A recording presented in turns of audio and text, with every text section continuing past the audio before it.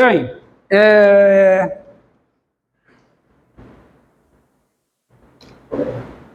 quando você tem essa equação aqui, ó, a forma geral de uma equação diferencial de ordem n é Fn de x igual a f grande de quê? De x, f de x, f' de x, f n menos 1x. Ok? Isso é a forma geral de uma equação diferencial de ordem n. Com essa notação, olha, se você, com a notação y igual a f de x, dy dx, quem é? Denota a derivada, tá? A derivada segunda, como é que é denotada a derivada segunda? Lá do cálculo 1, como é que é denotada a derivada segunda? Como é? Nessa notação aqui. d2y dx2, a notação para a derivada segunda. A derivada terceira seria quem? Que é a derivada terceira, quem é? d3y dx3. E finalmente, a derivada de ordem n. Como é que é denotada a derivada de ordem n? dny dxn. Feito isso, com essa notação, daí a equação diferencial, ela toma a seguinte forma. Ela toma a forma, que é essa forma aqui.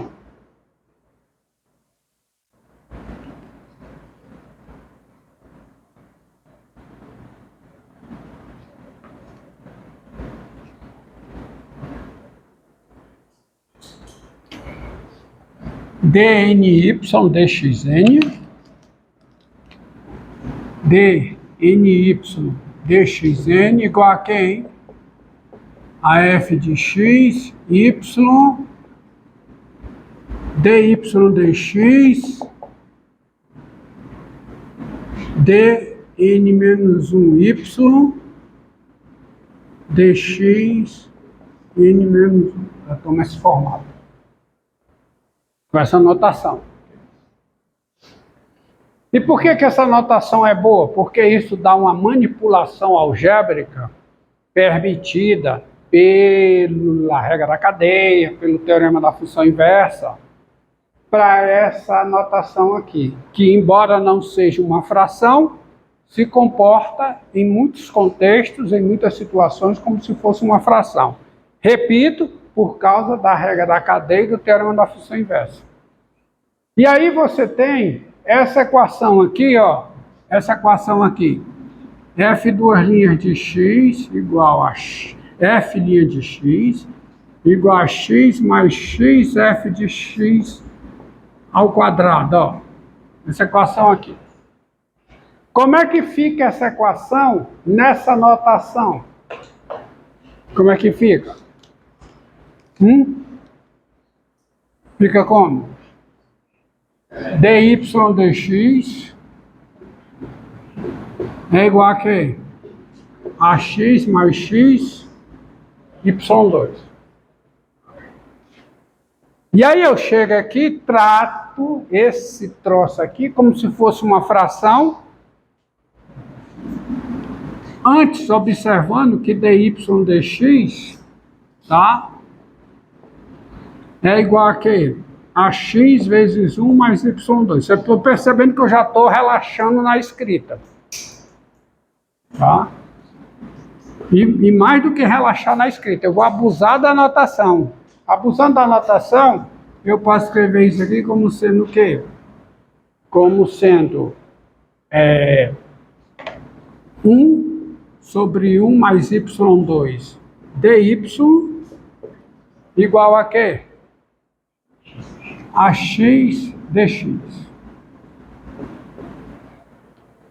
Aí eu chego aqui, integro. E fica o quê? 1 sobre a integral de 1 sobre 1 mais y2 em y é igual a quê? A integral de x em x. Aí vamos lá.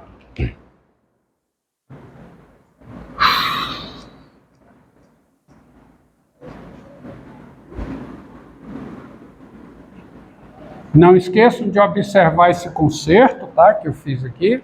Deixa eu ver se está tudo ok agora. Tá. E olha o intervalo, viu? Menos infinito, menos raiz de menos c, união raiz de menos c. Pronto.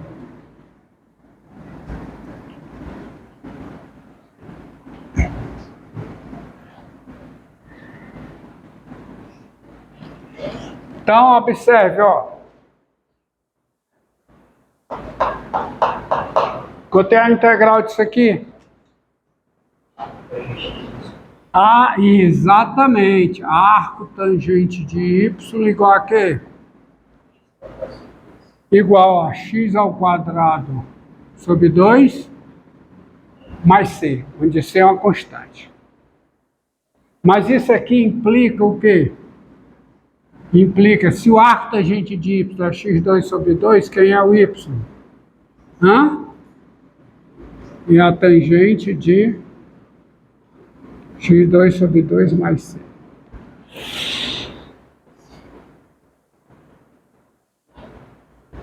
Tá certo? E a tangente de x2 sobre 2 mais c. Implica, quer dizer o seguinte, que toda solução desta equação é dessa forma. Mas a recíproca é verdadeira? Toda função dessa forma é solução? É claro que é, mas eu não vou nem argumentar derivando. Eu vou argumentar de outra forma, que isso aparece em outras situações. É que a tangente de x2... Observe, ó. Quem é a tangente de π? Quem é? A tangente de π é zero. Mas quem é o arco tangente de zero? Que arco tangente de zero? É zero. Não é π. Então isso aqui, não? Tá certo? Então a tangente de... Então essa implicação eu sei que é verdadeira, agora a volta eu não sei. Só que é o seguinte, gente. O x2 sobre 2 mais c, porque o arco tangente, para eu ter o arco tangente, a tangente vai do intervalo aberto, menos π sobre 2 em R. Então, para eu ter isso aqui como equivalência, eu tenho que garantir que isso aqui está dentro do intervalo menos π sobre 2, π sobre 2. Mas isso aqui eu consigo. É só eu colocar um certo menos 2kπ, porque eu consigo um k, tal que isso aqui, não importa onde ele esteja, quando eu subtrair menos um certo 2kπ, k inteiro, isso aqui cai dentro do intervalo menos π sobre 2, π sobre 2. E se isso aqui é igual a essa expressão com isso no intervalo menos π sobre 2, π sobre 2, quem é isso aqui? É o arco tangente de y. Só que c menos essa constante é o quê?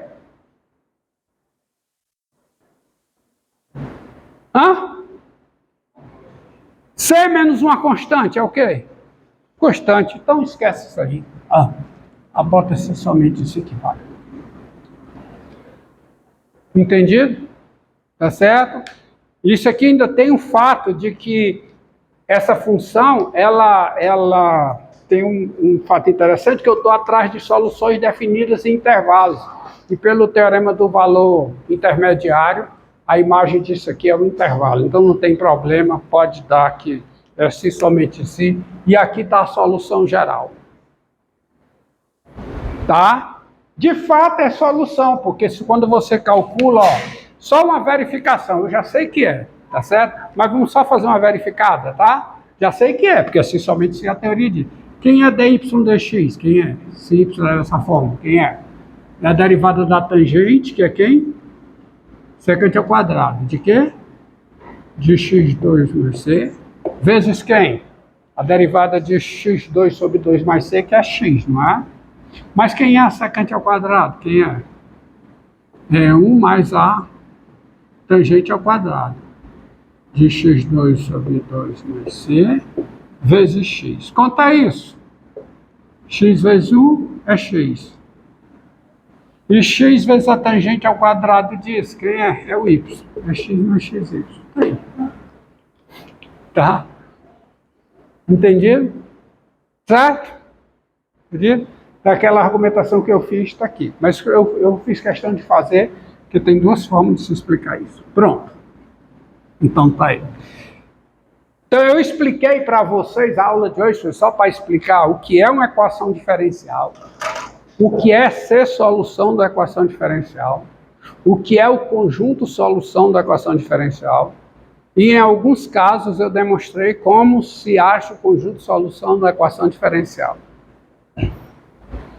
Você procede usando o quê? Cálculo. E fundamentalmente o seguinte resultado, que diz que se duas funções diferem se duas funções têm a mesma derivada num intervalo, nesse intervalo elas diferem por uma constante. Na realidade o teorema é mais preciso. Se duas funções são contínuas no intervalo, diferenciáveis no interior desse intervalo, e no interior desse intervalo as derivadas são iguais, elas diferem por uma constante no intervalo. Tá certo? E quando eu estou atrás de soluções de equações diferenciais, eu estou atrás de soluções φ de I em R, onde I é um intervalo.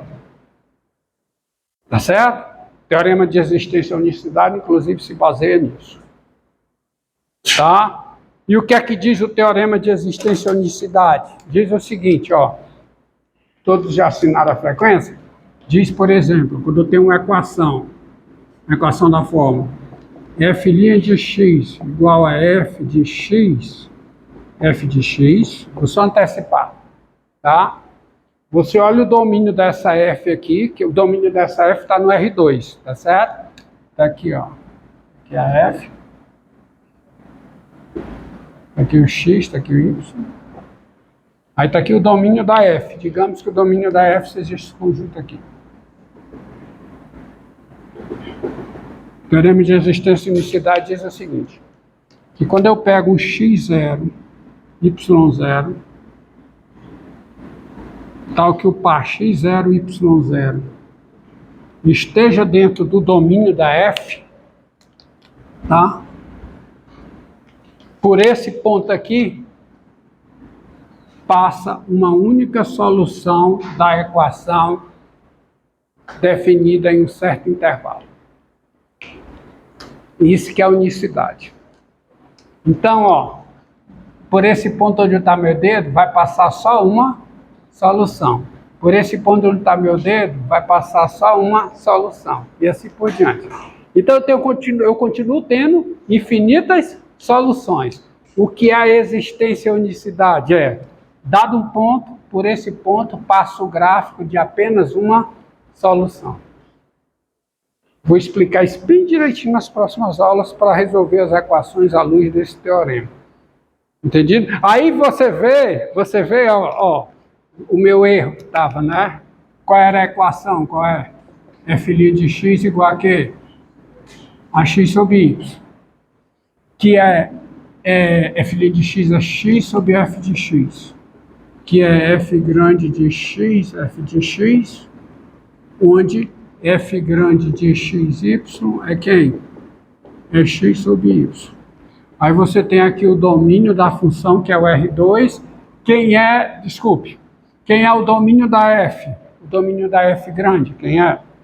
É o plano todinho, tirando o quê? O eixo das... O que, gente? O eixo das abscissas, que é quando o y é zero. Aí, por esse meu ponto aqui, passa somente uma solução, que é dada pelo mais a raiz quadrada, certo? Entendeu? Mas por esse ponto aqui também passa só uma solução, que é menos a raiz quadrada. Eis o meu erro, que eu joguei fora as soluções que estão passando aqui por baixo. E o rapaz aí me consertou. Entendido? Pronto, tá aí. Isso fica para a próxima aula. Tá? Por hoje é só.